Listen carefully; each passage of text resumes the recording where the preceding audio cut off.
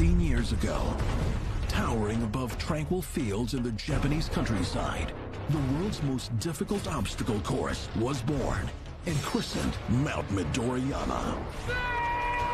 Throughout the years, thousands of competitors have attempted to conquer this beast. But in Mount Midoriyama's history, only 3 people, all Japanese, have ever been able to complete all 4 grueling stages to claim total victory. 5 years ago, the U.S. leapt into the competition with American Ninja Warrior, searching for athletes with the strength, endurance, and mental toughness necessary to take on Mount Midoriyama. Hundreds of Americans have now attempted the course, and while a few have come close, no one has been able to conquer it. Oh! Gino away from completing stage 3.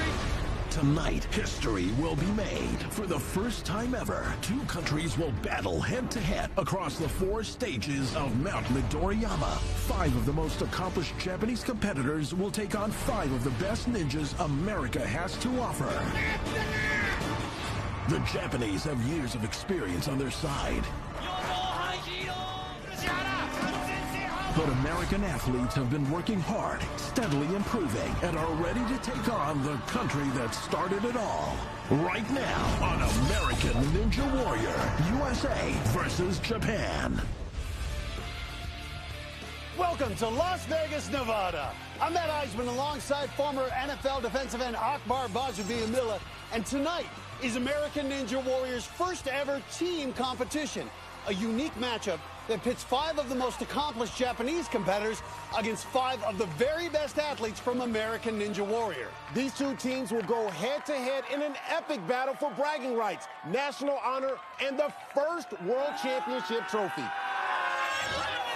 And there's Team USA now getting pumped up. So here's how the competition will work. Mount Midoriyama is made up of 4 stages of obstacles, with each stage increasing in difficulty. For each stage, there will be a series of one-on-one matches. In each, 1 Team USA member will go head-to-head against 1 member of Team Japan. The first team to win 3 matches wins the stage. And as the difficulty for each stage increases, so too will the points awarded.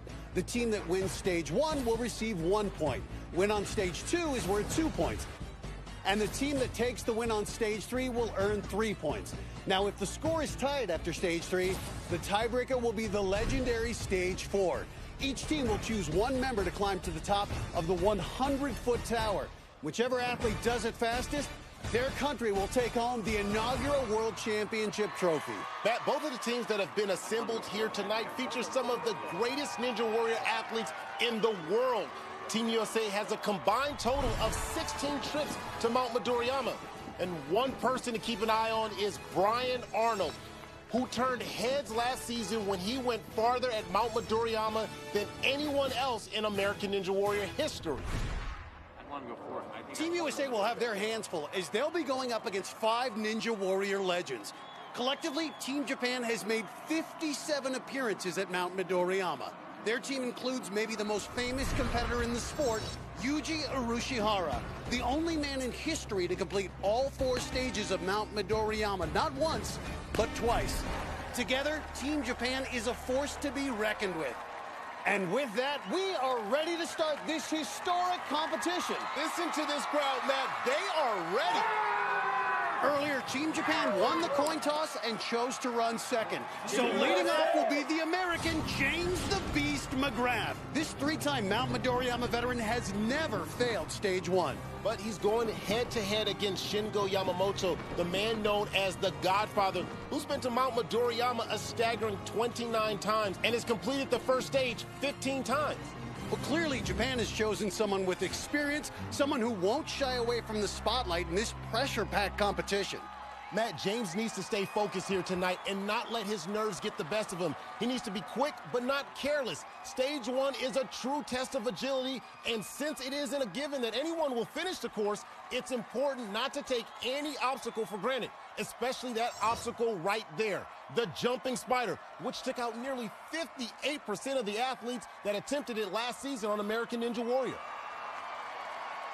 Now James the Beast McGrath is on the starting line.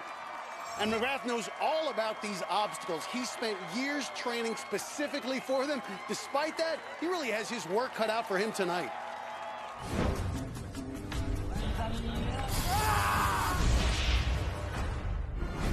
When we first met James McGrath, he was a devoted fan sleeping in his aunt's van, just hoping to get a shot at the course as a walk-on. James got his chance and never looked back, earning 3 straight trips to Mount Midoriyama, as well as the nickname, the Beast. He is an animal. He literally attacks on the course, and he demolishes the obstacles. But tonight, James faces an even bigger obstacle, Team Japan. This competition, it's going to be tough.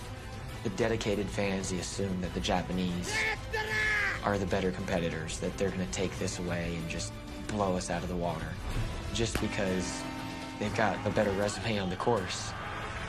The strategy is to go as fast as I can. I know some of the obstacles can be a little scary. I'm just going to try and not think and just tell myself to keep moving. Well, the Beast is truly a force of nature, but he's going up against Shingo Yamamoto, the man with more experience on this course than anyone else in the world. Remember, whoever makes it the farthest, the fastest, wins the match. And the first team to win 3 matches wins the stage and gets 1 point. Through the giant cycle, and James looking to make a statement here for Team USA right out of the gate and set the bar high for Shingo. Now he's on to the jumping spider, and this was the most difficult stage 1 obstacle from the last season. It's really all about the leap off the mini tramp, and a solid bounce there. That's a nice stick on the jumping spider there. Very violent in between the walls. I spoke to James earlier, told me he's never been more nervous for a competition than he is tonight. He's going to have to push that out of his mind and focus, or he's going to be in big trouble. He didn't stick the landing, but he saves it. Well, you can see some of the nerves showing right there, not sticking the landing. Oh, and another rare miss for the Beast. But makes it up on the second try. He started at full speed and doesn't want to take his hands off the throttle. Oh, and he just attacked the spinning bridge at full sprint. Well, if he was nervous before, you can't tell it right now. And look at that, a real high swing on the final climb. And James the Beast McGrath with an amazing time of 1:16.67. A dominating run from the American Ninja Warrior vet. And yet a few stumbles may have left the door open for Team Japan. Let's go to Jen Brown, who's with the Beast right now. Thanks, guys. Congratulations, James. Looking at the course, you were pretty seamless until you got to the warp wall. Were you surprised you didn't make that first attempt? I was really surprised. I think the nerves are getting to me a little bit. Just, this is such a cool competition, and being a part of it has me a little bit on edge, so. Well, hopefully the nerves will settle before stage 2, but great start for Team USA. Thank you. Guys, back to you. Thanks, Jen. So James the Beast McGrath turns in a fast time, and it's a good thing he did because his opponent is one of the most revered athletes in Ninja Warrior history. On the starting line right now, the man they call the Godfather, Shingo Yamamoto.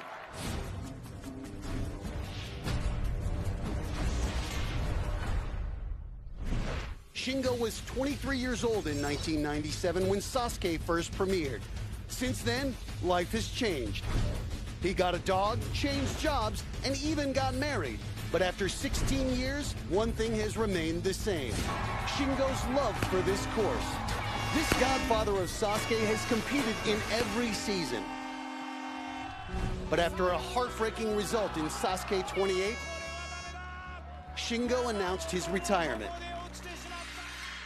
But he quickly came to regret abandoning his quest for total victory.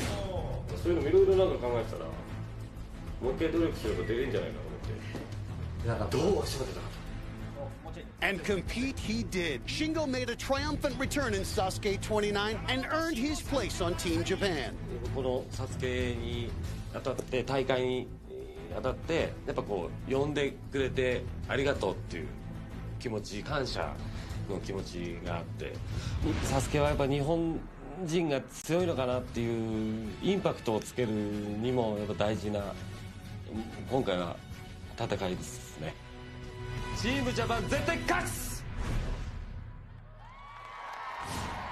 Well, if anyone has the experience to pull from to beat James McGrath, it's this man right here who's completed stage 1 an incredible 15 times. That's nearly as many times as Team USA combined. If Shingo is able to finish the course in under 1 minute 16:67, then the first match goes to Team Japan.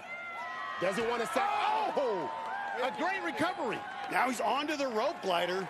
Shingo, one of the many athletes who's built a Ninja Warrior course at home to train on, and so far he is looking right at home on our course. And really, he should, since he's competed in every season of Sasuke. He's looking confident here today. Into the jumping spider, and he looked like he needed every inch of that 5'7" frame. Well, so far, a great run from Shingo, moving at the same pace as McGrath, but can he keep it up? On now to the half-pipe attack. Oh, his foot slipped. Oh, and he can't stick the landing as well. And it looks like he may be losing his shoe. And the clock is ticking. You can see him pushing off the platform. He has lost his shoe. Shingo's in trouble. Now both shoes off, down to just 16 seconds to go. And this is shocking. The most experienced competitor in the history of Ninja Warrior, and he is stuck on the warped wall. If you don't have any grip, it's going to be impossible to get up the warped wall. Shingo looks done, and this is truly unbelievable. Proof that with the phenomenal level of talent in this competition, there's just no room for error. And just like that, Team USA has won the first head-to-head match, and that has to be a confidence-inspiring victory, as they're now just 2 matches away from winning the stage 1 point. Yeah, he came into the landing too fast, slammed against the platform, and tried to use his heels to hold on, and ended up pulling his left shoe loose. Without his shoes, he just didn't have enough traction to power up the warped wall. So with that, Team USA comes out of the gate swinging. They have to know they're the underdogs, but they have come to fight.